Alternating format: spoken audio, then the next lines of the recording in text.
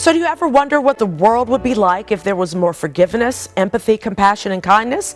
Chaz Ebert has, and she's written a book about it. It's called It's Time to Give a Feck, and she's here to talk all about it. What a great name. Thank you, Micah. I love it.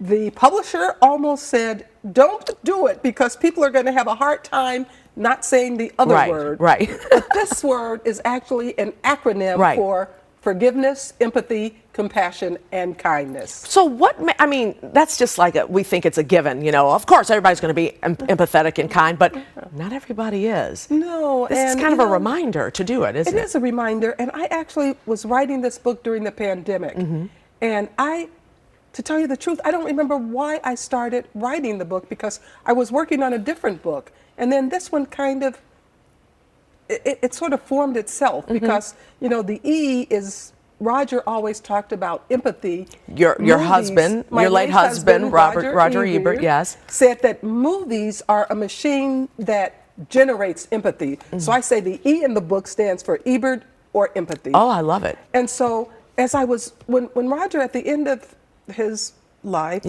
when he was sick, I would get invitations to speak at like cancer centers or women's centers, and I started developing so much compassion for people, and then, you know, the acts of kindness. So part of the book sort of wrote itself. Yes.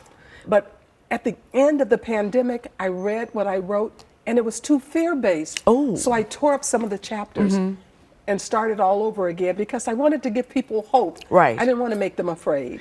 Grief is so hard to deal with, and they say you never get over it, but you get through it. Is this to help people get through that, you think? It can help you get through grief. It can help you get through a political season, because the other thing that I'm doing... Oh, I'm going to take that right now then. ...is my Civility Now campaign, asking politicians to bring more civil discourse to between now and the elections in November. Right. Because I also start getting sick to my stomach hearing all the vitriol that I think a lot of people do. A lot of people do. And we need to be reminded, as I said earlier, about something like this, because we're supposed to be God's creatures, right? Yes, it's people who are empathetic and compassionate and people who give a feck. Give a feck. And it actually brings me joy. There were some parts of the book when I was writing that I was in tears when I was thinking about, like, the women who were in the church in South Carolina whose families were killed by that white supremacist. Right. And some of them found it in their heart to forgive them. That is so a depth of forgiveness that's beyond me, but I wanted to write about it because I wanted to live it. And some parts of the book just gave me joy to write. And I think it's interesting you said your research included talking to neuroscientists? Yes. I talked to, and you know, actually, one of the neuroscientists that I talked to, I didn't even give him credit in the book. His name is David Eagleman. I'm telling you about him today because some of the theories that I had about how forgiveness and empathy changes our brain were just things that I knew I wasn't making them up, but he said, no, these are true, these are valid. And so I did speak to some other neuroscientists, but David Eagleman gave me a lot of information about the book. And it really does make a difference in how we think about things. And it actually also opens our hearts to let in more light and happiness. And physically, too, it helps us. Because if you hold on to evil and meanness, you know. It weighs you down. It weighs you down. I talk in the book about how there was someone I had to forgive, and I was carrying it around, and I didn't realize that I was feeling like a victim. And once I actually got down on my knees and said, please help me.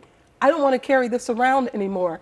The next morning I woke up, I felt that a big burden. I felt lighted. It had been, a burden had been lifted that I didn't even know I was carrying. So you know what? I didn't only just write the book, I'm trying to live it now. Yeah, that's interesting. Did you live it before you wrote the book? I was trying to. You know, Roger and I we actually endowed programs across the country for emerging film writers, film critics, and technologists. And I started encouraging them to use one of the 4 FEC principles in any work that they did. And there were some times when I was writing the book that I realized I'm talking the talk, but am I walking the talk? And now I try to walk the talk. I really do. My book has actually changed me. It makes me look around each day and see, how can I be more compassionate? What act of kindness can I do for someone? And these aren't things that you telegraph out to other people, just things that you do from the goodness of your heart. And then I am a person who can develop endorphins, and I start feeling all these endorphins coursing through me, and I just feel good when I start putting the principles. What do you think into your play. husband would think about this book? He would love it.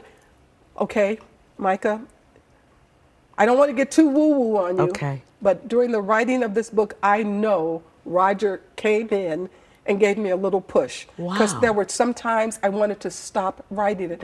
I said, who wants to read a book about this? This sounds so goody two-shoes. Who am I, Rebecca of Sunnybrook Farm?